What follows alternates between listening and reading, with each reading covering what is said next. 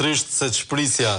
Ndërkohë, zoti Budini, në çpik janë në realitetin që ju konstatoni çdo ditë mësuesit shqiptar?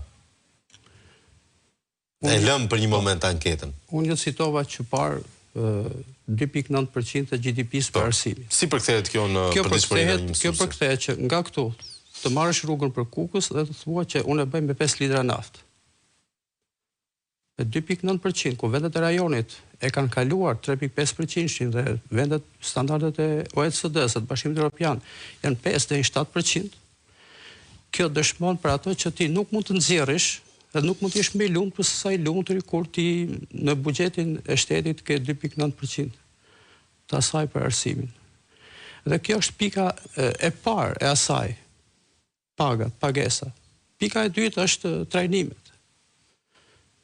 Trajnimet shpeshherë mësuesit edhe tek anketa kanë paraqitur shtetësimin që trajnimet ju marrin shumë kohë të panevojshme, trajnimet kanë dhe kosto, edhe shpeshherë janë jo efektive, sepse shpeshherë paracaktohen trajnimet ato që mendojnë siç tha Ermali, që shpeshherë nuk bëhet fare konsulta me paraprake, me partnerët social, sepse dy sindikatat e arsimit që janë nënshkruese të kontratës kolektive të punës, janë partnerë social me Ministrinë e Arsimit dhe duhet të thirren, të dëgjohen, të priten idetë, propozimet e tyre për të ndërmarrë, siç ishte edhe rasti i 2 orëve në një ditë, i kimis apo i gjuhës etj. Ndërkohë që nuk janë konsultuar fare. Pastaj dështon. Del një urdhër tjetër përsëri dhe ai dështon.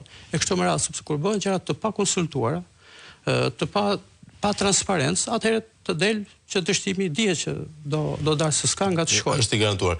Çfarë impakti ka pasur në përditshmërinë e këtyre mësuesve, por edhe në nivel politik, rezultati i PISA-s? A pati një tronditje dhe një reflektim për atë performancë tonë? Dhe të fëmijëve tanë? PISA në fakt është check-up i vërtet, që të nxjerrë të palarat në shesh, apo të nxjerrë shëndetin ose në selamet. Po, në selamet, si themi fjalës. Dhe PISA e nxori Shqipërinë aty ku me të vërtetë është në ditët e sotme. Janë marrë reforma të pastudiuara. Shpeshherë dikush mund të thotë që edhe reforma territoriale janë më çashtë. Po, reforma territoriale, aty ka filluar Chelsea. I gjithçkaje për të marrë të tatpjetë.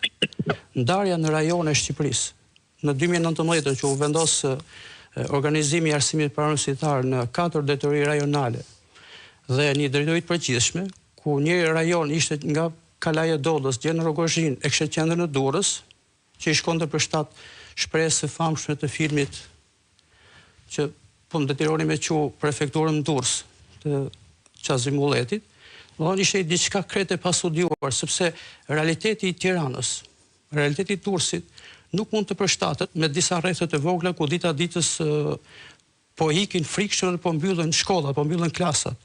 Kurse në Tiranë i ke të mbi ngarkuar. Mësuesi në Tiranë ka çdo ditë në një klasë, fjala vjen në gjuhë shqipe, ka 30 nxënës. Po 20 orë në javë, nga 30 nxënës i bie 600 nxënës në një javë. Kurse në periferi, ai mund të ketë 20 orë me 15 deri në 20 nxënës që i bie afërsisht mesatarët e 400. Tani këta për punë të ndryshme marrin pak të njëjtë. Për volum të ndryshëm? Po, sepse ka ngarkesë tjetër, dhe kërkesat e tjera, standardet e tjera, pritshmëritë e tjera në raport me periferinë. Dhe ndarja rajonale u bë këtë pastudjuar, madje në një komunikim me një personalitet që punon dhe sot në Ministrinë e Arsimit, i them, çfarë mendimi keni për këtë reformë? Sa është katastrofë.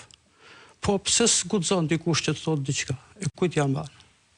Të thotë diçka. Edhe aty brenda shumë kush e di që kjo gjë u bë sepse ja dha truri dikujt për të bërë këtë lloj ndarje. Rajoni Kukës, Shkodër, Lezhë e ka qendrën në Lezhë, Tiranë, Dibër, Borrell, krujnë në Durrës, vjet u nda Tirana më vete, Tiranë, Kamës, Vorë dhe Rogozhin. Por kjo ka problemet e mëdha brenda strukturës së përgjithshme të arsimit, si në alokim fondesh, në investime, në trajtime, në trajnime, po kështu edhe tek klima e marrëdhënieve të punës.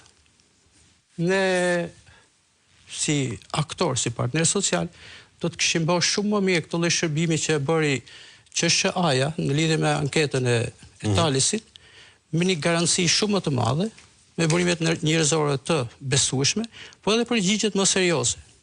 Edhe nuk do të kishte pasur këtë lloj situate qesharake që ka dalë aty. Sepse aty vërtet thuhet 52% e mësuesve shqiptar raportojnë përdorimin e inteligjencës artificiale. AI. Po ti thuash që kush është inteligjenca artificiale, aty pastaj ngec. Se bëhet një pyetje për fëmijët nga këto organizatat jo fitimprurëse, a ushqeni shëndetshëm? Po, thot fëmia. Çfarë ushqimi merr? Hamburger, sufllaqe, patatine etj. Ndërkohë që ai nuk ka konceptin e ushqimit të shëndetshëm.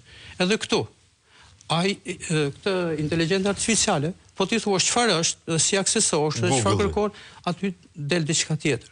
Rrezikas Google-i nuk arrin aty.